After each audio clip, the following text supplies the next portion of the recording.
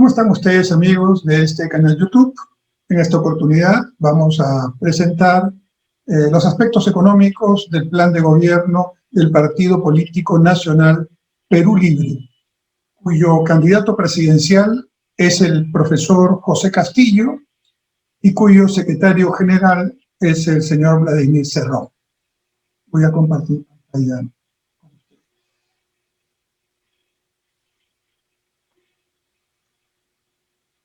Muy bien, como hemos hecho en otros planes de gobierno, la pregunta de este segmento es cómo se piensa reactivar la economía, el crecimiento, la inversión, el empleo, cómo se va a mantener la estabilidad macroeconómica y cómo se van a financiar las propuestas que se hacen en el plan.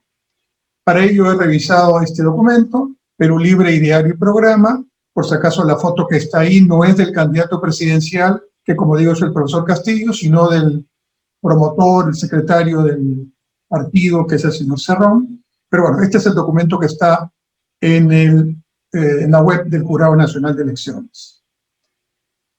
El ideario y programa, cito, necesitamos de una teoría propia para que el partido lo practique, convencido de su misión histórica. Cita, considerando que nuestro país es un crisol de naciones y culturas, razón por la cual no es incoherente reconocer al Perú como un Estado plurinacional. Los subrayados son míos y el Estado plurinacional ya nos ubica, como hemos visto en otros casos de partidos de esta tendencia, en la ideología, vamos a llamarla así, de el partido que gobierna Bolivia hace ya varios años. Siguiente cita del ideario y programa, cito, corriente izquierdista provinciana, inicialmente como movimiento regional, para luego constituirse en un partido de alcance nacional, Perú Libre. El nacimiento del partido no solo fue una respuesta a la derecha, sino algo más importante, una respuesta a la izquierda tradicional del país, quienes se sentían únicos herederos legítimos de la representación nacional, fin de la cita. Es decir, el Partido Perú Libre no solo se define de izquierda, sino que se define una izquierda, vamos a llamarle así, renovada, diferente, nacional, discutiendo ya el papel de la izquierda, entre comillas, que ellos llaman tradicional, que son varios de los partidos de izquierda que están en esta contienda electoral, a los que considera como no representantes de la nación peruana. Diferencia luego el plan entre partido y gobierno. Esta es una típica diferencia que se hace en los planes de tipo marxista, ¿no? Comillas, sabrán diferenciar cuál es la misión del gobierno y cuál la del partido, que obviamente son diferentes, porque mientras uno hace obras, el otro construye el espíritu popular. Cierro la cita. Siguiente cita. Constituye un documento contestatario, el plan, se supone, un documento contestatario al neoliberalismo, donde los niveles de la lucha de clases no se circunscriben al plano económico, político o social, sino, algo más importante, también a los planos ideológico y cultural. Establece también una estrategia para rescatar el Estado minimizado, casi imperceptible y moribundo frente al avasallamiento de la dictadura del mercado. Los subrayados son míos. Está claramente el concepto marxista de lucha de clases y se habla aquí de un concepto de dictadura del mercado. Es decir, estamos pensando en una propuesta que ya desde su inicio plantea un Estado mucho más grande y que haga las veces, entre comillas, del mercado. Con una frase bastante, digamos, ideológica, dicen, no más pobres en un país rico. Cito, con el neoliberalismo nuestras empresas estatales fueron privatizadas. La libertad del mercado, libertad de empresa, libertad de industria y libertad de finanzas quebraron nuestra incipiente industria nacional pública y privada. Se socializaron las pérdidas y se privatizaron las ganancias. Se dio exclusividad monopólica a las empresas extranjeras. Con la flexibilización laboral se autorizó mayor explotación legal al trabajador. Se incrementó la brecha de desigualdad en el país. El hombre quedó reducido a ser un medio de producción o una simple mercancía. Y nos llevaron a una condición de neocolonia. En otras palabras, impusieron libertad para los ricos y coacción para los pobres. Este párrafo de fuerte carga ideológica marxista, aun cuando pretende este partido ser un partido bastante peruano y muy nacional frente a las otras alternativas de izquierda radical, pues su fraseo y su ideología claramente es marxista, que es una corriente internacional, como podemos saber. Bueno, hay una discusión clara a todos los modelos de libertad, ¿no? No solo a la libertad económica, sino a todas las libertades habidas y por haber. Se señalan conceptos que no son ciertos. ¿Exclusividad monopólica de las empresas extranjeras? No, el monopolio no es un privilegio de las empresas extranjeras en el Perú. También hay empresas peruanas monopólicas, ¿no? Y por cierto, si plantean un modelo estatal, como implícitamente está planteado, pues pasaríamos de un modelo donde hay monopolio privado en algunos sectores a un modelo donde hay monopolio estatal. Y yo creo que ni el monopolio privado ni el monopolio estatal son buenos. Así que no se puede corregir la enfermedad con otra enfermedad. Pero bueno, no es cierto ese párrafo. Hay monopolios, hay que regularlos, hay que combatirlos, lo dice la propia Constitución, pero no se cumple aquello. Pero no es que toda la economía sea monopólica y que toda la economía esté a favor de las empresas extranjeras monopólicas. Luego se dice que con la flexibilización laboral se autorizó mayor explotación legal del trabajador. La verdad que el único sector o los únicos sectores exportadores con valor agregado, que son los que hay que impulsar porque generan empleo, tienen contenido descentralizado, utilizan una menor cantidad de insumos extranjeros o importados, tienen un componente importado en términos de divisas, por lo tanto menor, en fin, muchas ventajas, son los sectores agroindustrial de exportación y textil confecciones de exportación. Y ambos sectores son los que han tenido flexibilizaciones laborales, uno y el otro vinculados a la estacionalidad de su actividad, sobre todo en el caso agrario. La verdad que han sido muy exitosas. Las recientes circunstancias de crítica que se hizo en el sector agroindustrial de exportación fueron porque dentro de ese éxito han habido algunas empresas terceras de servicios que no han cumplido con las normas laborales. Bueno, pero la solución que se planteó frente a ese tema, en lugar de fortalecer lo que ya había y corregir lo que se debía corregir, se dejó sin efecto todo. Es decir, el remedio fue peor que la enfermedad, como dice la canción. Luego dicen, se incrementó la brecha de desigualdad en el país. La verdad que no se ha incrementado, se ha mantenido. Y este es un problema que ya lo vamos reconociendo, ya todos lo plantean en los planes.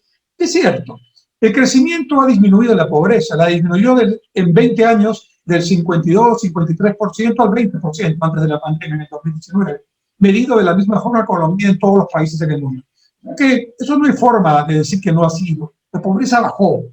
Ahora se ha regresado un poco a la pobreza por la pandemia, pero no por el crecimiento.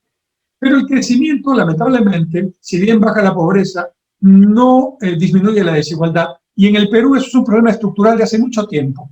Ya los textos de Richard Webb y Adolfo Figueroa por la década del 70 en la Universidad Católica demostraban que el problema de la desigualdad era un problema complicado y hablaban de un coeficiente Gini, que es el coeficiente que sirve en economía para medir esta desigualdad, de alrededor de 0.6. Y ese mismo coeficiente es el que se mantiene, cambian los gobiernos, incluso en los últimos 20 años de crecimiento. Es decir, hay elementos estructurales que no tienen que ver con el crecimiento y, por supuesto, no hay que bajar al crecimiento o dejarnos sin crecimiento para solucionar la desigualdad. Muy por el contrario, pero hay que atender este tema de otra forma. Por ejemplo, con una buena gestión territorial que permita que los 100.000 o más de 100.000 centros poblados que hay en el Perú y donde está la pobreza absoluta en las zonas rurales, pues puedan tener servicios básicos de agua, desagüe, servicios de educación, de internet, de salud pública mínima, ¿verdad? Pero en ciudades intermedias. Ese es un tema de gestión territorial y de gestión pública. No es un tema de que no deba haber crecimiento. Bien, lo demás es un conjunto de elementos de fraseo político y de tendencia marxista. Sigue otra frase del plan, la fundamentación ideológica, cito, Perú Libre es una organización de izquierda socialista que reafirma su corriente ideológica, política y programática. Para ser de izquierda se necesita abrazar la teoría marxista. Bueno, ahí está, ¿no? Y bajo su luz interpretar todos los fenómenos que ocurren en la sociedad mundial, continental y nacional, sus causas y efectos, y a partir de ese diagnóstico plantear criterios de solución que conlleven a la satisfacción de las mayorías. Asimismo, los postulados mereteístas son de vital importancia respecto de nuestra realidad nacional, latinoamericana e incluso mundial. De marxista, muy bien que sean sinceros en ponerlo aquí, ya lo habíamos deducido, aunque no lo hubieran puesto, era claro que abrazaban la teoría marxista que en estos tiempos pues, tiene mucho en discusión, ¿no? Muchos de los planteamientos marxistas hoy día, si Marx viviera, los tendría que replantear. Él planteó, por ejemplo, que el capitalismo estaba destinado a terminar porque iba a haber una tendencia decreciente de la tasa de ganancia, y eso no pasó, ¿no? Se concentró más la riqueza en lugar de crecer la tasa de ganancia. Entonces, tampoco es que el capitalismo sea una panacea ni nada por el estilo, pero ni uno ni el otro. Lo que hay es que plantear esquemas que vayan en función de la experiencia de muchísimos países en el mundo, incluido Perú, y de los nuevos tiempos, que tienen que hacernos pensar en nuevas teorías, pero no en seguir en algunas, sobre todo en estas que ya han demostrado su fracaso en la práctica. Hablan de los postulados mariateguistas. Bueno, Mariátegui mismo decía ni calco ni copia, solo creación heroica, y aquí no veo mucha creación heroica que digamos.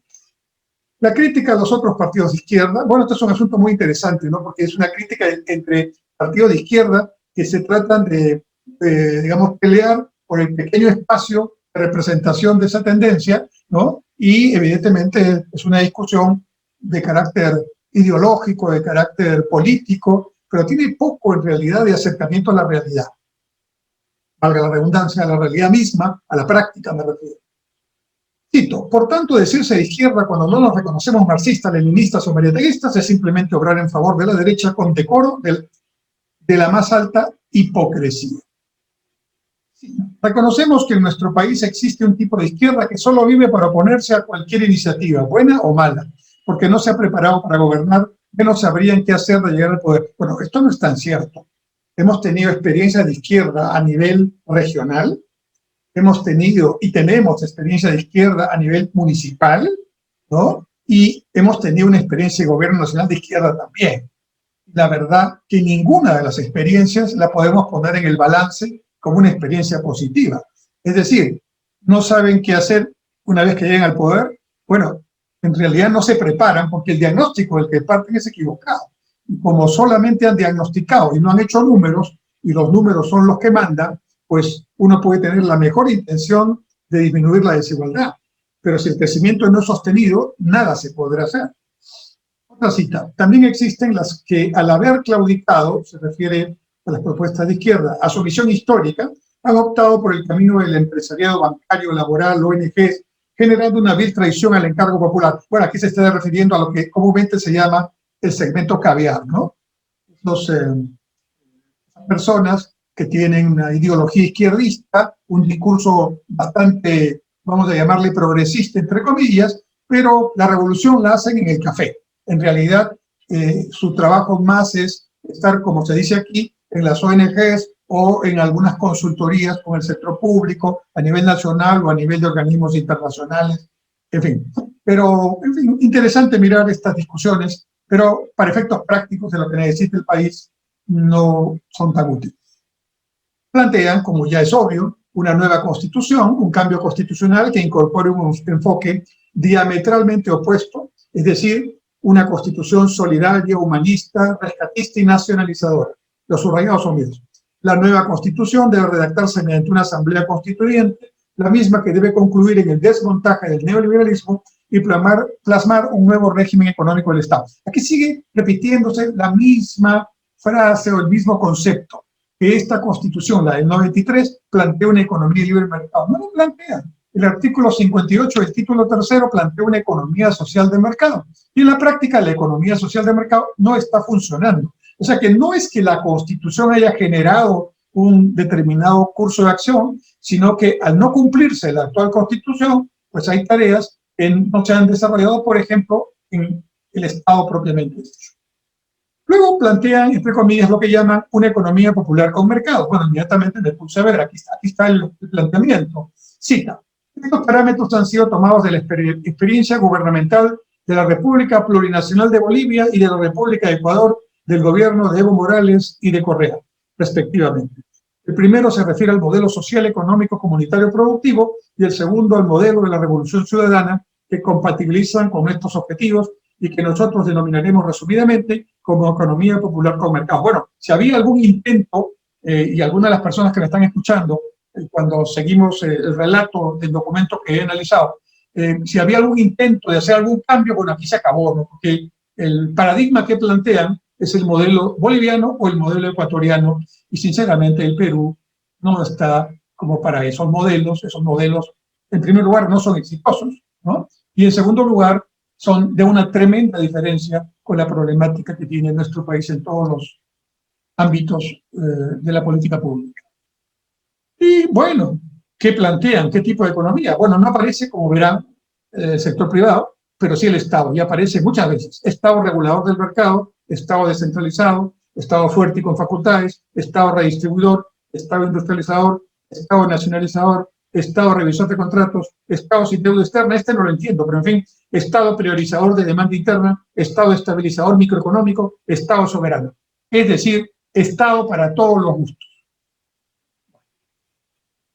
Como no podía revisar todos en tan corto tiempo, escogí los más curiosos. Estado sin deuda externa. Dije, bueno, va a ser muy interesante, voy a ver qué dice.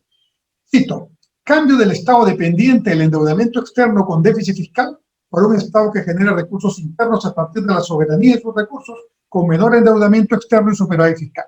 Cierra comillas. Es decir, no endeudamiento externo, bueno, ¿cómo pagamos el que ahora tenemos y del que depende el presupuesto público ahora? Porque los ingresos tributarios se han caído, y los ingresos tributarios han caído porque se ha caído la producción y por lo tanto no hay ventas de utilidades, y la producción se ha caído porque la gente no tiene dinero y hay prácticamente una situación recesiva por la pandemia.